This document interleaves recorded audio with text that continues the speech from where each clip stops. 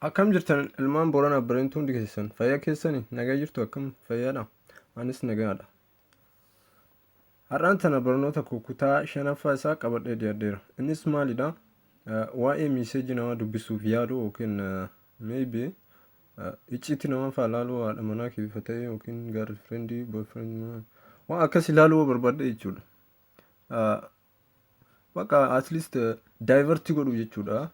Karaa nama agarsiisuun akkamitti WhatsApp nama daayivart gootee moobaayil akka telefoon asin dura namoonni hedduu daayivart godhan moobaayil ofirratti akkasuma immoo WhatsApp akkamitti daayivart gooteetiin miiseejiin nama tokkoof ergamu akka nama biraa irratti seenu gootaa jechuudha. Akkuma silkii kan nama biraatti bilbilamu nama biraa irratti akka seenu godhan akkasuma kanas daayivart goota jechuudha.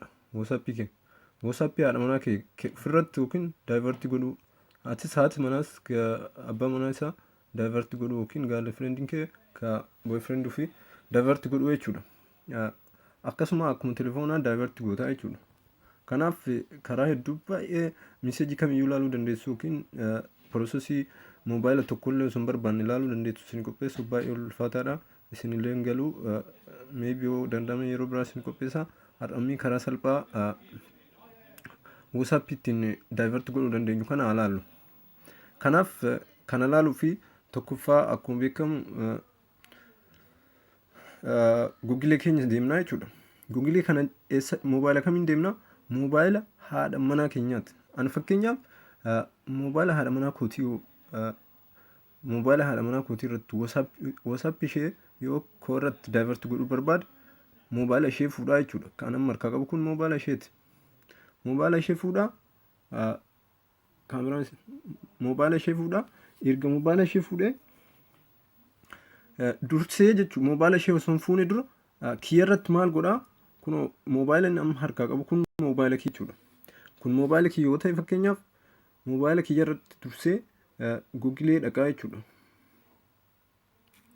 Google dhaqaa jechuudha. Sorry. Google dhaqaa. Google dhaqaa jechuudha. Google dhaqee asirratti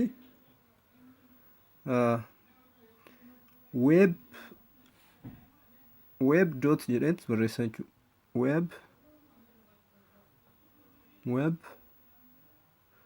Web dot whatsapp jedhu kana jechuudha. Web dot whatsapp dot com jedheetiin barreessaa jechuudha. Kana jedhee yoo barreessu kunoo kana naa dhufa jechuudha. Kanaaf www.webwhatsapp.com jettanii barreessitu yeroo san kana isinii dhufa. Kanuma ka tokkoffaa irratti jiru kana irra kilik goonaa jechuudha. Kana yoo gadi qabnu kana nuu dhufa jechuudha. Fuula kana argannaa jechuudha. Fuulli kun yoo nuu dhufu itti aanee sararri tuqaan sadii kun as bira jirti. Sararri tuqaan sadii asirra jirti. Ishee gadi qabnaa jechuudha. Ishee gadi qabni kun barreeffama hedduutu nu yaa'a jechuudha. Barreeffama kana irra gaddeemna maal jedhaa request desktop site ka jedhu laalla. Request desktop site ka jedhu kana gadi qabnaa jechuudha. Isa gadi qabnee erga jenneen booda wannaan keenya battalumatti gara deebi'aa jechuudha. Search godhaatiin jira. Waan asirratti koodii nu ergaa jechuudha. Kanaaf koodii nu ergu jira jechuudha asirratti.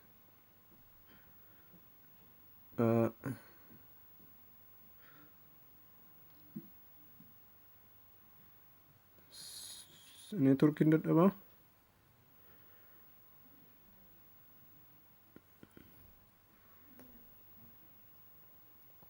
Sarara tuqaa sadii sayyootuun maal akka jedhu isinii miiraan.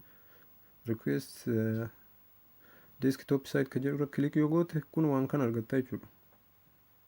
Kunoo kan argattaa jechuudha. Kun eega sii dhufee booda already amma ani kun naa dhufeetiin jira. Kun erga naa dhufee maal godhaa?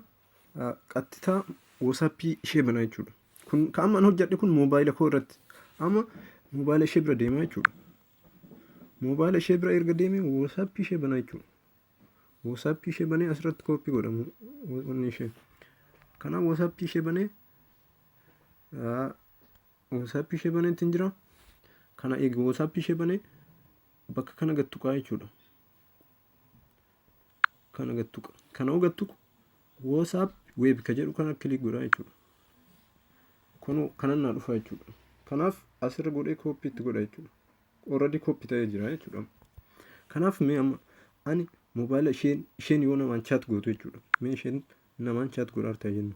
Mee Gannat ka jedhu kanaan yoo isheen chat godhaa jiraatte kan inni hundayyuu delete godhaa dura akka isiniif galu jechuudha. Isheen asiin fakkeenyaaf Gannatiin chat godhaa jirti jennu. Hi Gannat yoo isheen jette Gannat jettee yoo isheen tsaafte meeseejiin kee deemeera eessa dhaqaa? Gannat bira dhaqaa jechuudha. Kanaaf amma kaameraa dursee isin agarsiisaa laala. Kanaaf kaameraan yoo isin agarsiise moobaayila kanarraa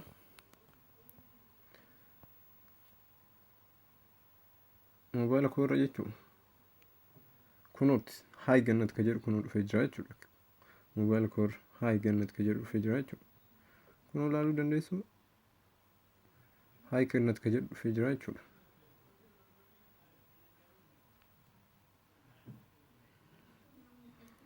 Hi Gannat ka jedhu dhufee jira jechuudha.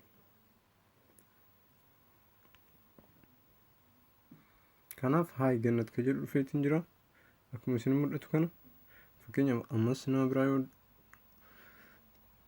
barreesse isin agarsiisa. Eenyuun as keessaa nama tokko ishee Leencoo ka jedhu kana ilaalaa. Leencoo kana homaa walii barreessine hin jiru. Kunoo kanallee delete godhee isin agarsiisa. Delete hin ta'u.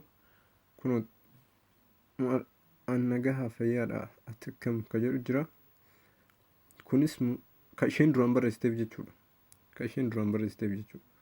Ammas mee asirra jiraa qara. Ammas barreessee fi waan isheen barreessituuf ka Leencoo kanarrattis ni ilaallaa jechuudha. Kanaaf kaameraa keenya zoorsina. Ammas WhatsApp bante jechuudha. Kun ka isheeti. Leencoo kunoo ilaal meeseejiin qara isheen barreessiteef kunooti. Kunoo ani nagaa fayyaadha ati akkam jedha. Maaf badde jedheen barreessaaf maaf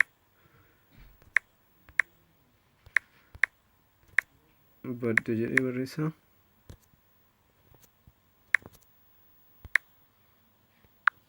Already amma dhaqee jira jechuudha kunoo kunis. Kunoo ilaalaa.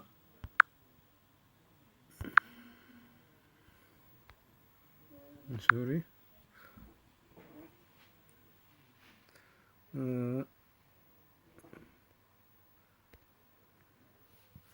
Yoo isin agarsiisa jechuudha. Kunoo as dhufee jira jechuudha ammas.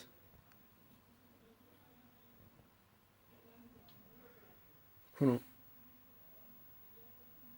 maaf baddee ka jedhu kunoo dhufee jechuudha. Haala kanaan WhatsApp nama tokko divert godhuu dandeenya jechuudha moobaayila tokko irratti. Moobaayila WhatsApp nama biroo irratti WhatsApp nama biroo akkanatti walirra divert goonee waliin haasa'uu dandeenya haga barbaanneef jechuudha. Yoo nu balleessine malee kun baduu hin danda'u. Kanaaf kun akkamitti akka balleessuu dandeenyu immoo isin agarsiisa. Amma ka baduu danda'u moobaayila ishee qofa irraa. Ka baduu danda'u moobaayila ishee qofa irraa. Kanaaf moobaayila ishee keessa dhaqee sarara tuqaa sadii saniin tuqaa. Kana booda WhatsApp app web ka jedhu click godha. Kanaaf kun last active today at 23 hour 23 at 24 minute jira. Kun guyyaadhaa jechuudha. Kan amma sa'aatiin 23 daqiiqaa 24 kun 23 26. Kanaaf sa'aatii kanarratti antiidha jechuudha. Amma kana kun log out from all computer naan jedhe log out jedhan. Log out jedhan bakka nuunsi jira. Kana fakkaataa itti bohaaraa itti yeroo keessan dabarsaa waallee akka irraa beektan akka irraa barattan waan beeku irraa isin barsiisa. Kana caalaa wantoota hedduu isin qopheessaa. Like godhaa, comment na godhaa, email godhaa, na jajjabeessaa. Galatooma warroonni yaada keessan laattan emailiinis ta'e karaa commentiitiin baay'ee isin jaaladha, baay'ee galatooma. Waan beekurraa isinitti himaa. Isinis waan beektanirraa comment na godhaa natti himaa, na gorsaa. Maybe waan dogongorallee ta'e dogongoroo isin jettan dhiisuu danda'a. Kanaaf galatooma, baay'ee isin jaaladha, nagaan jiraadha. Turtii gaarii isinaaf hawwa. Kutaa jaaffaa nagaa wajjin deemnutti nagaan turaa jechuudha. Comment keessan baay'ee barbaada. Nagaatti isin jaaladha.